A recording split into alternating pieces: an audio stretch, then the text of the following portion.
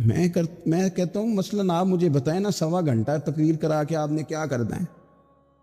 اگر تو آپ نے اس لیے بلایا ہے کہ جناب ایک بات سنیں گے، ایک واز ہوگا، سر دھنیں گے، تو وہ تو مجھے آتا ہی نہیں. تو میں تو مختصر بات کروں گا اور اتنی کروں گا جس کی ضرورت محسوس کروں گا. لمبی چوڑی تقریروں کا کیا مطلب ہے؟ ہم کیا چاہتے ہیں سوائے اس کے کہ جناب بات بڑی اچھی کانوں کو لگ رہی ہے، مزہ بڑا آ رہا ہے، تو آپ نے لیا کیا؟ نتیجہ کیا نکلا؟ میرے رسول پاک علیہ السلام کے صحابہ جو حضور سے نصیحتیں لیتے تھے وہ کیسی تھی؟ حضرت عبداللہ بن بسر رضی اللہ تعالیٰ عنہ حاضر بارگاہ ہوئے، آ کے عرض کی یا رسول اللہ صلی اللہ علیہ وسلم، میں آیا ہوں سونے، پتہ نہیں دوبارہ آ سکوں کہ نہ آ سکوں. حضور پتہ نہیں موقع ملے نہ ملے، ایک بات مجھے بتا دیں، میں اس پہ عمل کروں گا، میری زندگی بھی بن جائے اور آخرت بھی بن جائے. تو کریم محبوب نے فرمایا عبداللہ زبان کو خشک نہ ہونے دینا، اس کو تر رکھنا. تر حضور کس چیز سے؟ فرمایا اللہ کے ذکر سے تر رکھنا. زبان اللہ کے ذکر سے تر رہے، ہر وقت رب کی یاد رہے، تیری دنیا بھی بن جائے گی اور آخرت بھی بن جائے گی. تو میرے عزیز اپنی زندگی کے اندر اب ہم نے عمل کرنا ہے.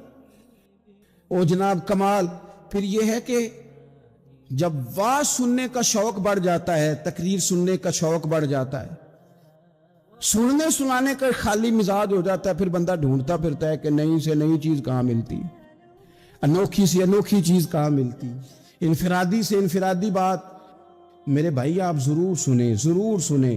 مومن کی گمشدہ میراث ہے، حکمت جہاں سے ملے لیں، لیکن عمل کرنے کے لیے لیں، عمل کرنے کے لیے. اب میرا دل کرتا ہے اب ہماری چپ سے بھی لوگ سبق سیکھیں. حضرت باجید بستامی فرمایا کرتے تھے جس نے ہماری چپ سے کچھ نہیں سیکھا اس نے ہماری تقریر سے کیا سیکھنا ہے. اب تھوڑا سا نا اشاروں کی بولی بھی سمجھیں، اب تھوڑا سا یہ بھی ہو کہ بس بات پوری ہونے نہ پائے اور انسان کی رغبت عمل کی طرف بڑھ جائے. یہ مزاج ہمیں دیا ہے. اب تو بھائی آ جائیں آپ، صبح بھی تقریر کر دیں، دوپہر کو بھی تقریر کر دیں، شام کو بھی تقریر کر دیں، تو پھر یہ بھی ہوتا ہے کہ جناب وہ بیان آپ نے جو سنایا تھا نا وہ ذرا دوبارہ سنا دیں. تو میں کہتا ہوں پہلے سننے پر عمل ہو گیا تو نہ کریں. اب ہمیں تھوڑی باتیں سیکھ کر ان پر عمل کرنا ہے اور آگے بڑھنا ہے. بڑی سادی بات میرے ابا جی بتایا کرتے تھے. والد صاحب کہتے ہیں کہ ایک دیہاتی بندہ نہ چلا گیا وہ کسی مولوی صاحب کی تقریر سننے. تو اس زمانے میں آپ کو پتہ ہے یہ واش روم کا مروجہ نظام نہیں ہوتا تھا، تو لوگ کھیتوں میں دوسری جگہوں پہ پیشاب کے لیے جاتے تھے. تو مولانا نے ایک احتیاط بیان کی. وہ کہنے لگے کہ پیشاب سخت جگہ پہ نہ کرو زمین پہ بیٹھ کر، ورنہ پیشاب کے چینٹے اڑیں گے، کپڑوں پہ پڑیں گے، اور حدیث میں سخت حکم ہے اس مسئلے. تو کوئی نرم جگہ ہو ایسی جہاں پیشاب کریں چینٹے نہ اڑیں. وہ بندہ عمل کرنے والا تھا نا، اس نے میری تقریر سن کے سر دھن کے جانا نہیں تھا. اس نے اتنی ساری ریت لے لی، کپڑے میں باندھ لی، اور وہ اس نے کندھے پہ رکھی ہوئی ہے. جہاں پیشاب کا وقت آتا پہلے ریت بچھاتا، پھر پیشاب کرتا تاکہ میرے کپڑوں پہ نہ پڑے. ایک صاحب نے اسے کہا کوئی ہفتے بعد چلو بیان سننے چلیں. تو کہنے لگا میں پہلے پہ عمل کر لوں یہی بڑا ہے، میں نے تو اتنی ساری ریت کندھا تھک گیا ہے میرا، اس دن سے اٹھائی ہے. تو میں نہیں چاہتا کہ نہیں بھی سنوں تو کسی اور جگہ میں. یہ تفریح تباہ کے لیے بات کو نہ سمجھیں. اس سادے آدمی نے جو ہمیں سمجھایا مجھے اور آپ کو، اس پر غور کرے کہ کل بھی سنا تھا، پرسوں بھی سنا تھا، پیر صاحب نے ترسوں بھی کہا تھا، شیخ نے پرسوں بھی کہا تھا، پچھلے ہفتے بھی کہا تھا. تو نے اگر شیخ کی بھی نہیں سنی، استاد کی بھی نہیں سنی، پیر کی بھی نہیں سنی، اور اس دور کے پیر جو صحیح کام کرنے والے ہیں، استاد جو صحیح کام کرنے مجبور ہو گئے ہیں بیچارے، کہتے ہیں کس کی تربیت کریں. کس درد سے کہا تھا حضرت سلطان باؤ نے. وہ کہتے ہیں اور رب دا طالب کوئی بھی نہیں ملیا، اتے جو ملیا طالب زردہ ہو. یہ تو آئے ہیں کاروبار سیدھا کرنے، فوٹو کھچوانے، فلاں کام کے لیے. یہ تو وہ جو ہم دینا چاہتے ہیں اس کا تو مزاج ہی نہیں. پہلے بھی میں نے کہا تھا، پھر کہتا ہوں، مجھے شوق نہیں ہے. خدا مجھے معاف کر دے اس دن سے پہلے जिस दिन ये शौक हो कि मैं सवेरे जाऊंगा तो नोट लाऊंगा, तो शाम जाऊंगा तो नोट लाऊंगा, ये शौक नहीं है, तबीयत नहीं है, मन नहीं चाहता। लेकिन ये कि यहाँ भी आ जाए खिताब कर दें, यहाँ भी, ओ खुदा के बंदो, हम कहाँ इस काबिल है हम खिताब करें। हमने तो ना जी एक अजान देनी शुरू की हुई, सुबह शाम एक अजान पढ़ते हैं, है ये पैगाम हज़रत अहमद रज़ा के बारगाह नबी के रहो बावफा। हम तो कहते हैं इधर आ जाओ, ठोकरें खाते फिरोगे उनके दर पे आ पड़ो, काफला तो ऐ रज़ा अव्वल गया आखिर गया। हम तो कहते हैं इधर आओ, अल्लाह रसूल की बारगाह की तरफ रुजू करो। और वो एक जुमले पे अगर तो अमल हो गया, प्यार से बातें करता रहता हूँ, सबके साथ नहीं करता, जिसका मुझे पता हो कि ये थोड़ा सह लेगा। एक दोस्त ने मुझे कहा कि मैं तो आता हूँ तो मुझे इलाके के लोग कहते हैं उनको बुलाओ, तो मैं कहता हूँ पूरा अमल करना मेरी गलत है, तो फिर मैं बाकियों को भी लगा जाऊंगा। तो अगर तेरा ही अमल नहीं हो सका तो बाकियों को मैंने जाके क्या समझाना है। लेकिन इस कमाल को भी तो जरा देखिए ना कि हज़रत अबू बकर सिद्दीक रज़ी अल्लाह ताला अन्हो, आप तो रईस आज़म हैं, मालदार हैं, बहुत बड़े ताजर हैं, लेकिन वही जनाब सिद्दीक अकबर अमीरुल मोमिनीन बने। यहां उसी वक्त गार्ड आ जाते हैं, उसी वक्त जनाब उनके लिए स्पेशल सिक्योरिटी आ जाती है, उसी वक्त जैसे ही हलफ बर्दारी की तकरीब होती है ख़त्म, तो साथ ही वो सारी सहूलियात शुरू हो जाती हैं जो जनाब बहुत बड़े बादशाहों को भी मुयस्सर नहीं होती। और इसके बावजूद वो जमहूरी होने का दावा कर रहे होते हैं और जमहूरियत का राग अलाप रहे होते हैं। यहाँ हाल ये है, इतने बड़े मालदार हैं जनाब सिद्दीक अकबर, लेकिन खलीफा बने तो सर के ऊपर टोकरा रखा, बाजार की तरफ जा रहे हैं। तो हज़रत उमर ने कहा आप कहाँ तशरीफ ले जा रहे हैं? कहा मैंने मंडी में नहीं जाना, कारोबार नहीं करना, बच्चों का पेट नहीं पालना, उनके लिए मैंने कुछ कमाना नहीं। जनाब क्या मतलब, आप अमीरुल मोमिनीन हैं। फरमाया वो बात ठीक है, लेकिन ये कि मुझे कारोबार भी तो करना है। अब सहाबा ने मजलिस मुशावरत कायम की। मेरी तरफ देखना मेरे मोबाइल वाले भाइयों, अब मजलिस मुशावरत कायम हुई और कहा कि हम आपका माले खजाना में से वजीफा मुकर्रर करते हैं, आप मेहरबानी फरमाएं। ये सादगी, ये रवैया, ये अंदाज असर के बाद अमीरुल मोमिनीन निकला करते थे। और कुछ यतीम बच्चियां थी, उनकी बकरियों का दूध उन्हें धो के दे के आया करते थे। अमीरुल मोमिनीन खिदमत करते, मस्जिद में नजर आते, लोगों के दुख सुख में शरीक होते, और कभी कभी उनकी आंखें आंसू बरसाने लगती तो करीब बैठे लोग उनसे पूछते जनाब क्या हुआ? फरमाने लगे बस इसी तरह एक दिन हुजूर तशरीफ ले गए थे एक रास्ते में, और फिर महबूब वापिस आ गए थे, मुझे याद आ गया है, तो उस याद ने मुझे रुला दिया है। इस उम्मत के सबसे पहले सूफी का नाम भी जनाब सिद्दीक अकबर ही है। वो मारिफत की खास बात, आप समझिए इस बात को, वो हकीकत पसंदी के जुमले, वो कैफ, वो सुरूर, वो लज्जत। पता क्या है, माहौल में ना बड़ी सारी खुशकी और तलखी सी आ गई है। सूफिया की जो महफिल होती थी उनमें बड़ी रौनक होती थी, ताज़ा दम लोग होते थे, अकायद के पुख्ता, फिक्री तवानाइयों के साथ चमकते दमकते चेहरे, और ताजगी आती थी महफिल और मजालिस में हाजिर होकर। ये जरा एक मजलिस देखिए बरपा है सहाबा की, इस तरह मजलिस बरपा है कि हज़रत सिद्दीक अकबर अलील है, इमाम अबू नुएम ने इसको लिखा है, और कुछ सहाबा उनकी तीमारदारी के लिए हाजिर हुए। ये जरा अंदाज़े गुफ्तगू देखिए। तो एक सहाबी अर्ज करने लगे हुजूर किसी तबीब को भी दिखाना था, आपकी सेहत ठीक नहीं। आजकल हम कहते हैं ना डॉक्टर को दिखाया है, फिर लोग फौरन पूछते क्या कहा डॉक्टर ने। चले खैर, आप ऐसे नहीं होगे, वरना ऐसा भी होता है कि लोग ये पूछने के फौरन बाद फिर अपना तजर्बा भी बताते हैं, कहते मैं फलानी दवाई खा दीजिए। اور کچھ دیسی نسخہ بنا کے بھی لے آتے ہیں، اور کچھ ایسے بھی ہوتے ہیں جو کہتے ہیں تھوڑا سا کھائیں بھی میرے سامنے۔ او اللہ کے بندے، تو لے آیا ہے، تو اعتبار کر، کھایا جائے گا، ذرا انتظار کر، لیکن یہ کہ آپ کھائیں بھی۔ حالانکہ آپ ڈاکٹر کے پاس جاتے ہیں تو وہ سب سے پہلے آپ سے پوچھتا ہے شوگر تو نہیں، بلڈ پریشر تو نہیں، کوئی اور مرض تو نہیں، اس کی روشنی میں وہ نسخہ تجویز کرتا ہے۔ لیکن جو صاحب بنا کے لے آئے ہیں نا، انہوں نے کچھ بھی نہیں پوچھا، وہ کہتے ہیں بابا لے آیا ہوں، آپ کھا لیجئے۔ تو ڈاکٹر کو دکھایا ہے تو پھر ڈاکٹر نے کیا بتایا؟ تو یہ عام سوالات ہوتے ہیں، لیکن یہ معرفت والے لوگوں کی محفل ہے نا، یہ اللہ کے بندوں کی مجلس ہے نا۔ حضرت صدیق اکبر امیر المومنین علیل ہے، لوگ ان کی خدمت میں حاضر ہیں۔ دوستوں غور کیجئے گا، پوچھا حضرت طبیب کو دکھایا ہے؟ فرمانے لگے ہاں طبیب دیکھ رہا ہے، طبیب دیکھتا رہتا ہے۔ کہ حضرت طبیب نے کیا کہا ہے؟ فرمانے لگے طبیب نے کہا ہے میں جو چاہتا ہوں کر دیا کرتا ہوں۔ تو اب جو جاننے والے تھے ان کی تو آنکھوں میں آنسو آ گئے کہ یہ کیا انداز گفتگو ہے؟ آپ کس اونچے مقام پر بیٹھ کر گفتگو فرما رہے ہیں؟ تو وہ سادگی، وہ معرفت الہی، وہ خدمت خلق، وہ مزاج اس دنیا کو خلفائے راشدین نے دیا۔ پھر باری حضرت عمر کی آئی۔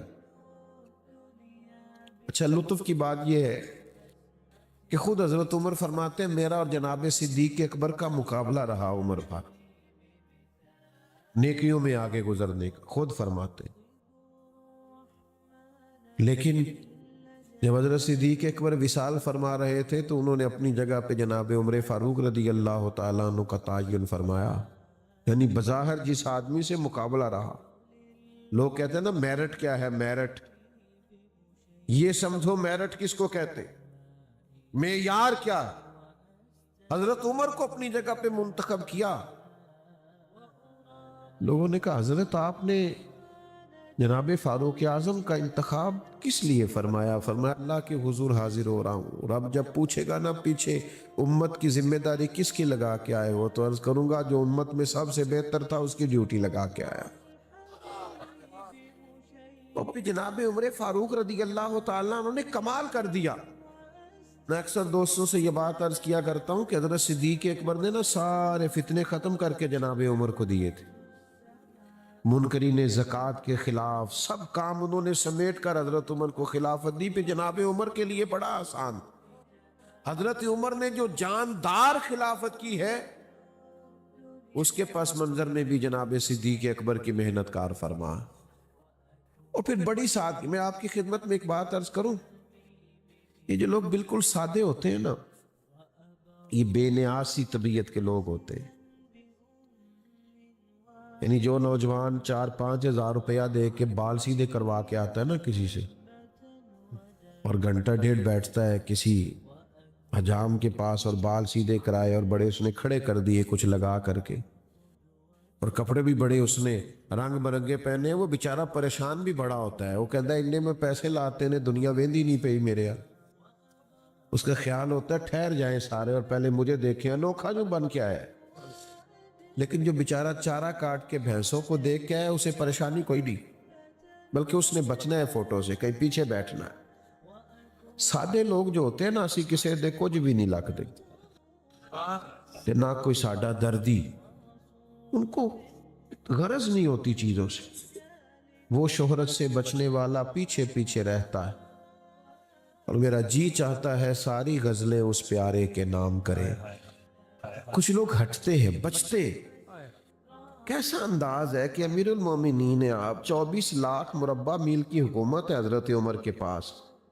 وہ جوانوں یہ سنو تو صحیح، دھرتی نے اس طرح کے رنگ بھی دیکھے؟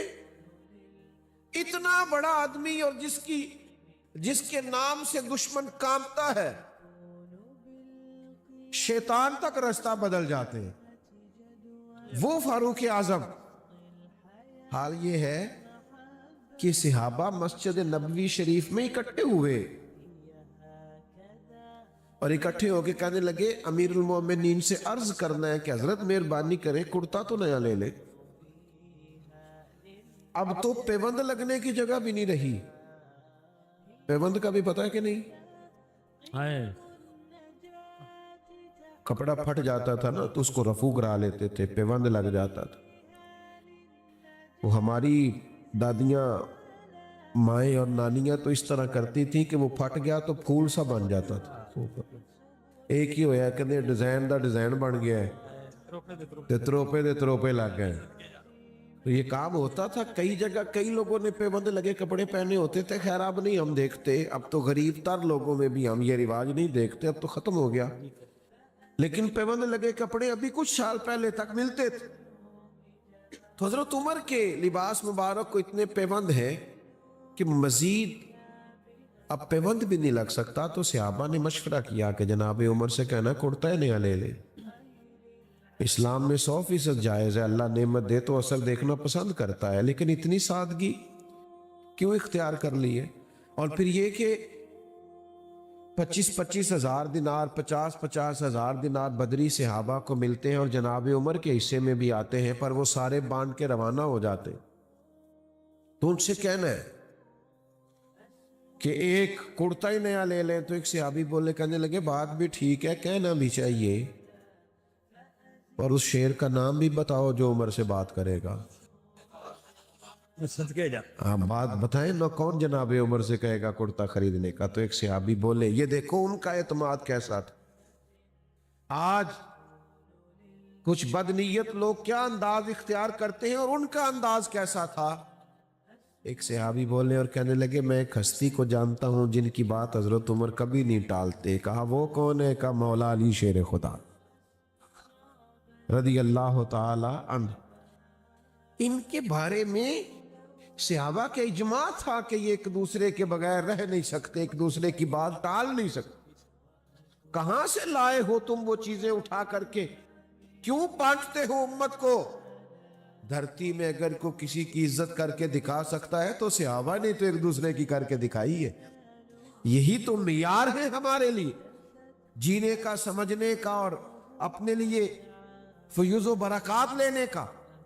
بھائیو یاد رکھنا، حضرت عمر رضی اللہ تعالیٰ عنہ کے بارے میں مولا علی کہیں گے تو کرتا لے لیں گے۔ حضرت علی کی خدمت میں عرض کیا گیا، فرمانے لگے بات تمہاری ٹھیک ہے، بڑے بڑے وزیر سفیر ملنے آتے ہیں اور عمر کا وہی پرانا کرتا سارا کچھ بانٹ دیتے ہیں، کرتا نیا لینے میں کیا حرج ہے؟ کہنا بھی چاہیے، بات بھی ٹھیک ہے، اور یہ بھی ٹھیک ہے میں کہوں گا تو وہ مان جائیں گے، پر میں نے کہنا کوئی نہیں۔ کہا جناب کیوں؟ فرمانے لگے میں مزاج جانتا ہوں، اس منصب کے بارے میں مولا علی اس کی نزاکتوں سے آگاہ ہے۔ کہنے لگے میں امیر المومنین سے نہیں کہوں گا، ہاں سیدہ عائشہ صدیقہ سے عرض کرو، وہ ماں کا درجہ رکھتی ہیں۔ سیدہ پاک کی بارگاہ میں عرض گزار ہوئے صحابہ، پیغام دیا، جناب عمر دوڑے ہوئے آئے۔ کچھ جگہوں پہ نہ آنا چاہیے، بس کچھ باتیں کہنے کی نہیں ہوتی، لیکن کچھ جگہوں پہ چلے جانا چاہیے، کچھ لوگوں کی بات مان لینی چاہیے، اس میں برکت ہوتی ہے، فائدہ ہوتا ہے۔ ہر جگہ دلیل نہیں، ہر جگہ ابحاث نہیں۔ حضرت عمر فوراً حاضر، اماں جی حکم ہو۔ امیر المومنین صحابہ کا خیال ہے کہ بڑے بڑے لوگ ملنے آتے ہیں اور نیا کرتا پہننے میں دین منع بھی نہیں کرتا، تو اگر آپ ایک کرتا نیا خرید لیں تو حرج کیا ہے؟ تو حضرت عمر فرمانے لگے آپ حکم کریں گی تو شام سے پہلے آ جائے گا، لیکن ایک بات عرض کر لوں۔ کہا کہیے؟ تو امیر المومنین فرمانے لگے کہ جس حال میں میں ہوں نا، میں حضور کے سامنے بھی اسی طرح تھا، میری یہی کیفیت تھی جب جناب صدیق اکبر مجھ سے بلا کے مشورہ کرتے تھے۔ ہمیں اسی حال میں حضور نے چھوڑا ہے، ہم چاہتے ہم اسی حال میں رہیں جو رنگ ہمارا حضور کے زمانہ نور میں تھا۔ بس پھر ذرا رونے کی آواز ہی آئی سیدہ عائشہ کی، اور کہا آپ جو فرما رہے ہیں بالکل ہی درست ہے، اسی سادگی سے، لیکن اس کے ساتھ ساتھ جو ان کے مزاج کے اندر फैसलों की जुर्रत थी, अटल बात करना, उसूल पसंदी पे कायम होना और हमेशा एहकाके हक के लिए खड़ा रहना और इस्लामी सरहदों और नजरियाती सरहदों का मुहाफिज रहना, इससे भी कोई इनकार नहीं कर सकता। हजरत उस्मान गनी रदी अल्लाह तआला अन्हु तो बहुत मालदार थे ना, उनकी सखावत से तो जमाना आगाह है, लेकिन जब वो अमीरुल मोमिनीन बने हैं तो 17 पैबंद उनके कपड़ों पे भी नजर आते थे।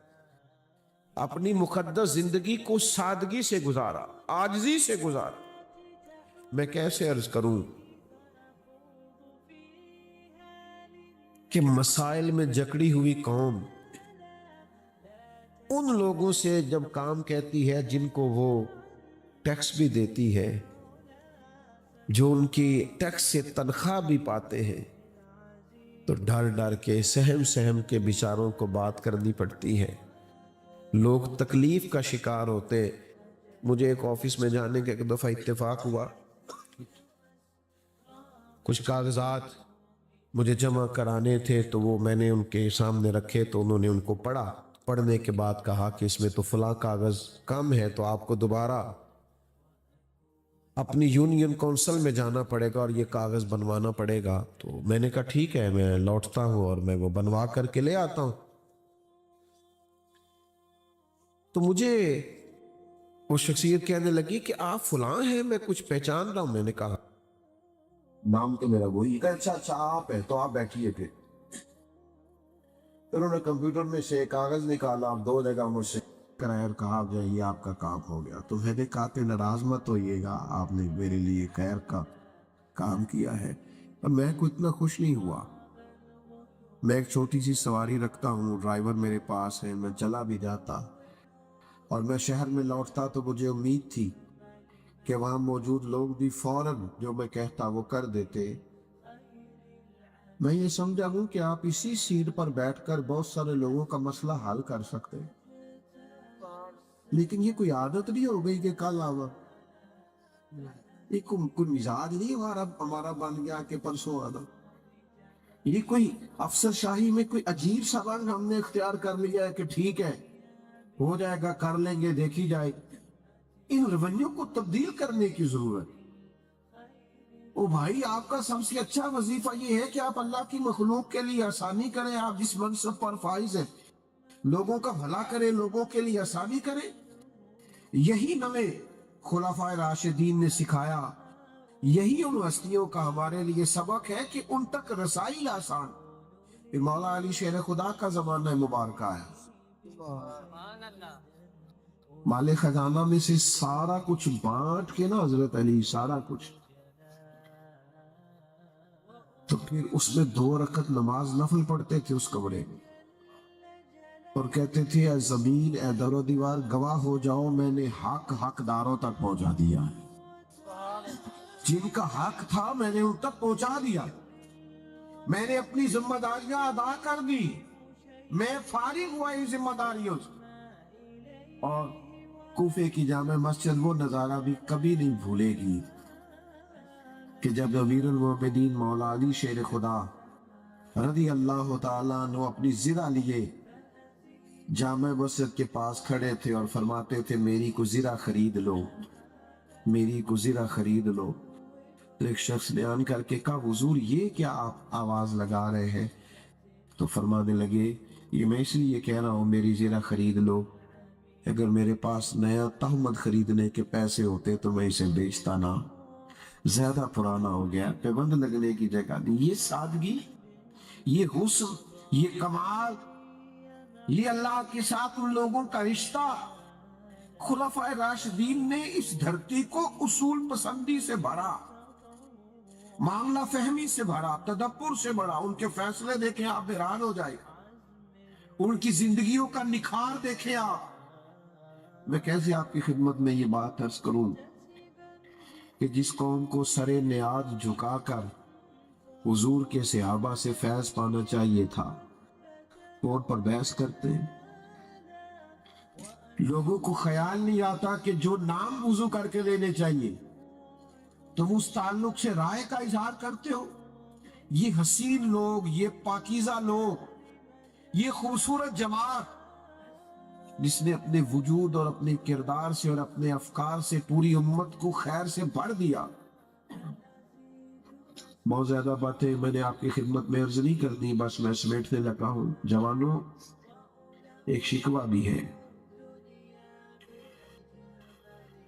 پہلے میں سمجھتا تھا کہ شاید لوگوں کے پاس وقت کم ہے، لیکن اب جب سے لوگوں کو موبائل کے ساتھ جڑا ہوا دیکھتا ہوں نا، تو میری وہ سوچ بدل گئی ہے کہ ہمارے پاس تو بہت ٹائم ہے، بہت سارا ٹائم۔ مطلب ان کی بھی لوگ تصویریں دیکھ لیتے ہیں اور ان کی بھی پوسٹ پڑھ لیتے ہیں جن کی بالکل نہیں پڑھنی چاہیے، اور ان کی بھی بات کرتے ہیں جن کی بات کرنے سے مراد صرف ان کو اہمیت دینا ہے۔ ہم تو بیچارے اس قابل ہی نہیں کہ ان کی بات کی جائے۔ بھائی، چاہیے یہ تھا کہ اگر ہمارے پاس وقت تھا تو ہم خلفائے راشدین کو پڑھتے، ہم حضور کے صحابہ کو پڑھتے۔ چلے جو کوتاہی ہم سے ہوئی ہے ہم بھی مانتے ہیں۔ ہم نے آپ کو نہیں بتایا کہ حضرت عمار ابن یاسر کیا ہے، ہم نہیں بتا سکے کہ حضرت زبیر بن عوام کی شان کیا ہے، ہم نہیں بتا سکے قوم کو کہ حضرت طلحہ بن عبید اللہ کی عظمت اور فضائل کیا ہے، ہم نہیں بتا سکے آپ کو کہ حضرت عبداللہ ابن مسعود سے میرے نبی کریم کتنی محبت فرماتے، حضرت ابی بن کعب کا درجہ کیا ہے، کیا جلالت تھی، کیا شان تھی، کیا دبدبا تھا جناب خالد بن ولید کا۔ کاش ہم اپنی قوم کو سنا پاتے کہ کس قدر بڑی عظمتوں کے مالک تھے حضرت سلمان فارسی، حضرت مقداد کی شان کیا تھی، ہم تذکرہ بھی نہ کر سکے۔ ہم نے اس طرح اپنی قوم کو وہ ساری چیزوں سے آگاہ نہیں کیا۔ یہ کس بصیرت کے لوگ تھے، یہ کس کمال کے لوگ تھے، کیا انہوں نے شانیں پائی تھی، کیا سوسائٹی کو انہوں نے اپنے کردار سے نوازا ہے، کس طرح ماحول میں ان کے آنے سے حسن پیدا ہوا ہے، خوبصورتی آئی ہے۔ دوستو، یاد رکھنا، آج بھی جو لوگ چمکیں گے اور جن کی عظمتیں بڑھیں گی وہ حضور کے غلاموں کے غلام بن کے چمکیں۔ تیرے غلاموں کا نقش قدم ہے راہ نجات، وہ کیا بھٹک سکے جو یہ چراغ لے کے چلے۔ جوانوں، ایک ایک باب کھولا کرے، پڑھا کرے، غور تو کیا کرے حضرت عبد الرحمن ابن عوف کیا تھے۔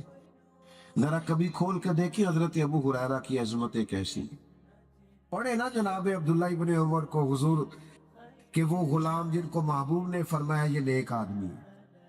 حج کے سب سے زیادہ مسائل حضرت عبداللہ ابن عمر جانتے، اتنا بڑا آدمی، اتنا صالح آدمی، اتنا عالم آدمی، لیکن کیا کریں، نہ ہمارے ہاں جمعوں کے عنوانات بنتے ہیں، نہ ان کے نام پر ہم محافل کا انعقاد کرتے ہیں، نہ ہم یہ کرتے ہیں کہ ریسرچ کرنے والے لوگوں کو اس طرف لگائیں۔ یہ بڑے خوبصورت اور عظیم لوگ ہیں۔ حضور نے ایسی جماعت تیار کی ہے جس طرح میرے نبی کی مثل کوئی نہیں، اس طرح نہ حضور کے صحابہ کی کوئی مثل ہے، نہ اولاد رسول کی کوئی مثل، ان کی کوئی مثال نہیں دی جا سکتی۔ یہ غیر معمولی لوگ تھے، یہ کمال لوگ، انفرادیت اللہ نے دی تھی۔ جس کو پڑھتے جائیں گے آپ کے دل کے دریچے کھلتے جائیں گے، ذہن وسعت پاتا جائے، آپ محسوس کریں گے اندر نور داخل ہو رہا ہے۔ ان لوگوں کی باتوں میں کبھی نہ آنا جو بیچارے صرف اپنی تقریریں چمکانے کے لیے اور صرف یہ کہ چند جملوں کا سہارا لے کر کچھ منطقی اور فلسفی باتیں بیان کر کے معاذ اللہ ان لوگوں کے بارے میں کوئی رائے دینا چاہتے ہیں۔ بڑے کمزور لوگ ہیں، ان بیچاروں کے پاس تو ایسی بات نہیں ہے جو قابل توجہ ہو۔ یہ لوگ ہی بہت بڑے ہیں